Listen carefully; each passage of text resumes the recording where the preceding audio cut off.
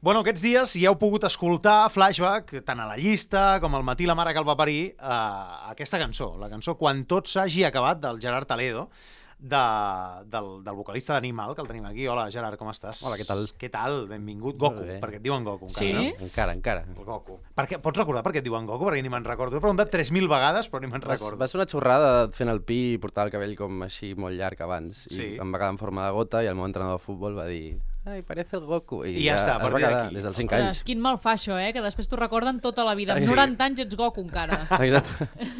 Bueno, tenim aquí el Gerard, l'autor d'aquesta cançó Quan tot s'hagi acabat, que és la cançó de Parlem Telecom aquest any, i tenim amb nosaltres el CEO de Parlem, l'Ernest Pérez Mas. Ernest, bon dia. Hola, bon dia. Què tal? Benvingut. I primer, ara anirem amb la cançó, però abans, Ernest, per la gent que no ho sàpiga, Parlem és la primera companyia de telefonia aquí a casa nostra? I què és Parlem, bàsicament? Parlem és una companyia de telecomunicacions que vol tindre un producte de proximitat amb una catalanitat desacomplexada i a un preu bastant just per a qualsevol consumidor, similar al que tenen les companyies grans, però amb un preu més ajustat. Jo sempre tinc la sensació que pago més del que haig de pagar I amb la tant. meva Sí, companyia, i pago moltíssim. Això és una sensació generalitzada, pel que veig, no? Sí, és bastant habitual. Bueno, no és sensació, és realitat. És realitat, és així. És realitat. Per tant, la gent que vulgui, per exemple, dir jo estic pagant molt per tal, pot entrar a Parlem, es poden informar i tal, Sí. sense problemes. Van a la web de parlem.com o truquen al 1713, un any abans del desastre, i ja està, cap Això ho problema. heu fet expressament o no? O és el número que ha sortit?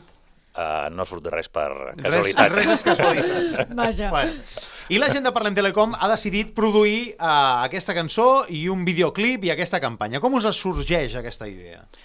Home, una mica per acompanyar la situació aquesta del Covid. Vam fer una campanya en la qual al començament vam fer un anunci de gent a casa, els propis treballadors de Parlem filmant-se en situacions a casa estudiant amb els nanos, fent gimnàs.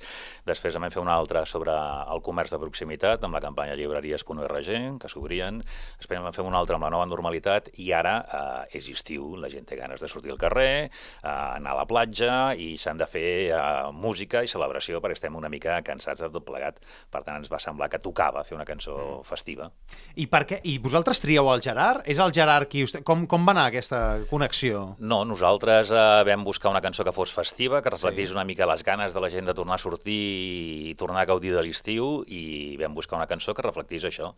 I vam trobar la cançó del Gerard que més encara el que feia era reflectir la situació aquesta del Covid, i per tant vam dir, ostres, hi encaixa com un peu, com un guant a la mà. I tu, Gerard, aquesta cançó, no la composes amb el Covid o sí? Sí, Amb el confinament? la segona setmana de confinament, em sembla que va ser. Però jo va ser perquè estava molt cansat de les notícies, del bucle aquest de seguim confinats, la gent fent vídeos a casa, a la biblioteca, i vaig pensar, sisplau, que algú faci una cançó d'aquestes ja pensant estar fora i tal, i vaig pensar, espera, que jo faig cançons. Ara que ho dius, oi? I vaig començar a escriure-la, però em sembla que vaig escriure en 10 minuts, o sigui, 10-15 minuts d'anar pensant, vale, què vull fer quan surti? Pues la cerveseta, anar a la terrasseta, sortir amb els col·legues de nit sense pensar en ninguna hora. També ja estàvem aprovant-nos a la fase aquesta 0,5 de pots sortir però fins les 7 i va ser com en plan, pues vaig a fer coses, vaig a parlar d'això. I a partir d'aquí va aparèixer un xaval molt jovenet, per Instagram em va escriure i em va dir, escolta, que t'he produït el tema perquè m'ha agradat molt i l'he produït. Perdona.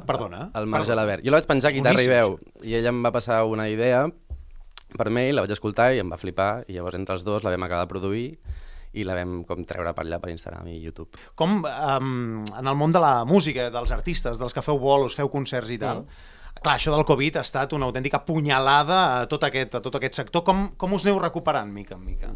Sent pacients. Jo crec que és la gran virtut dels músics d'aquí, que és ser pacients i esperar que arribi el moment adequat per començar i fer-ho amb seguretat sempre, però ja comencen a haver concerts ara. Avui dia el Cruïlla ja està llançant noms de cartell, no sé, ja comencen a haver coses. És bastant estrany fer-ho amb la gent sentada encara, però també ens podem adaptar, que també és una gran virtut dels músics, adaptar-se. Ernest, vosaltres heu anunciat que la campanya serà anual. Com creieu com teniu pensat fer-ho, això? Podeu fer un concurs de talents, fins i tot? On anireu buscant vosaltres les cançons que hi hagi en aquell moment? Doncs intentarem anar buscant nosaltres les cançons.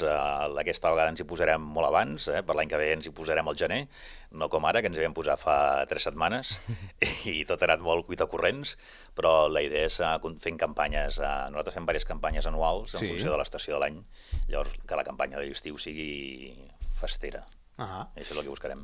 I, clar, aquesta és una cançó de l'estiu. Llavors, la cançó de l'estiu té un petit problema, que és que competeix com amb 80 cançons de l'estiu, i ara amb tot l'auge d'aquest reggaeton i d'aquesta música més llatina, vosaltres creieu que hi hauria la possibilitat de tenir una cançó de l'estiu en català, com pot ser la del Gerard? Algun dia aconseguirem passar per sobre d'aquestes modes així ser el número 1 a les llistes americanes. Bueno, americanes no ho sé.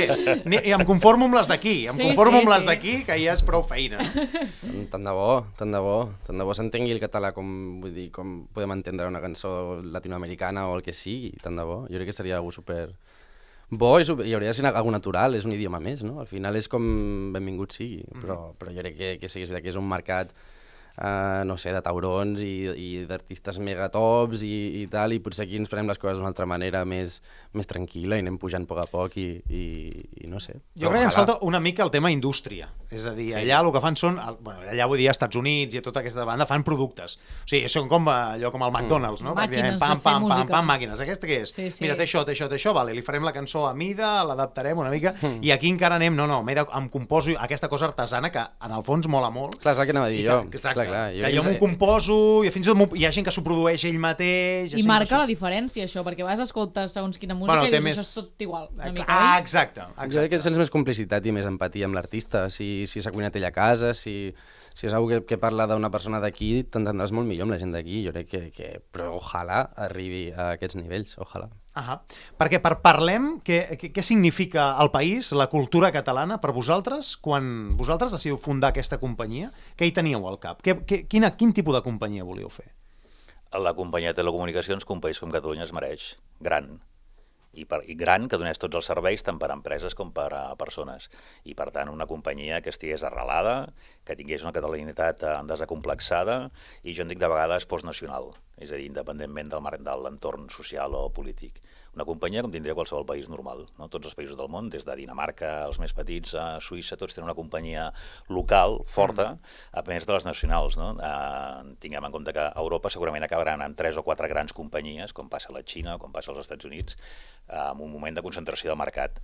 Però aquest model de proximitat local, de parlar amb el teu idioma, de gent que t'escolta, que parles amb persones i no amb màquines, i t'acaben donant la raó amb cosetes, amb detallets, doncs aquest és el model de companyia que volíem tindre, una companyia pròxima, propera i per tant havia de ser en el nostre idioma i amb l'enfocament en el nostre territori. Jo hi ha una cosa que agraeixo molt, que és l'atenció al client.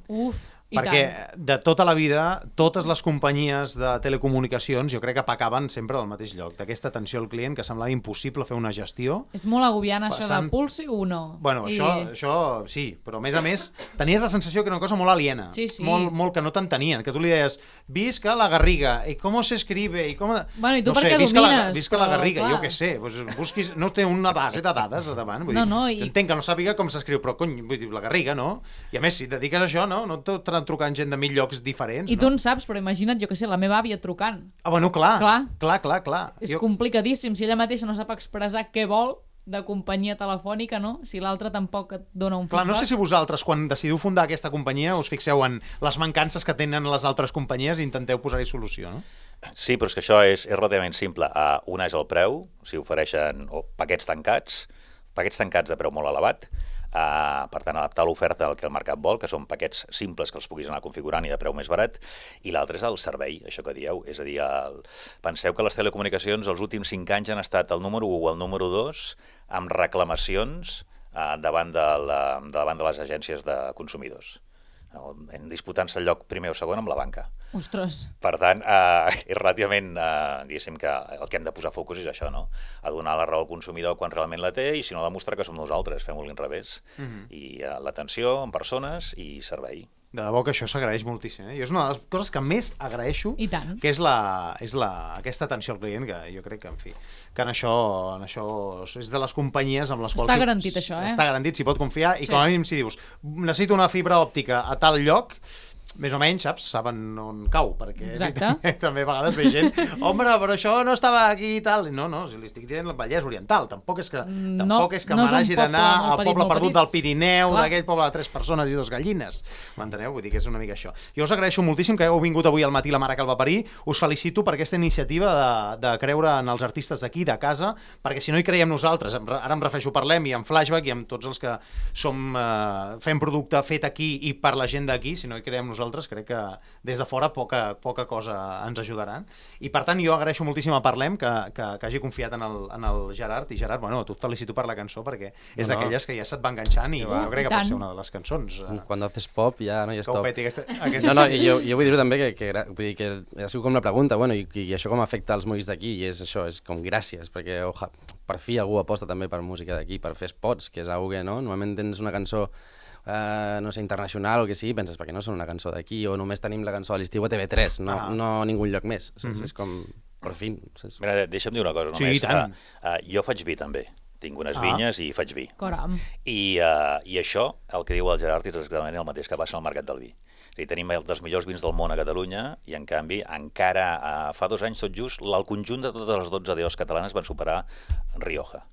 És a dir, estem acostumats a consumir vins de fora quan aquí en tenim de molt bons. Doncs amb les cançons el mateix, fem cançons molt bones, tenim molts grups arreu dels països catalans, doncs el que hem de fer és donar-los visibilitat perquè puguin arribar a triomfar, perquè el producte que fan realment és bo.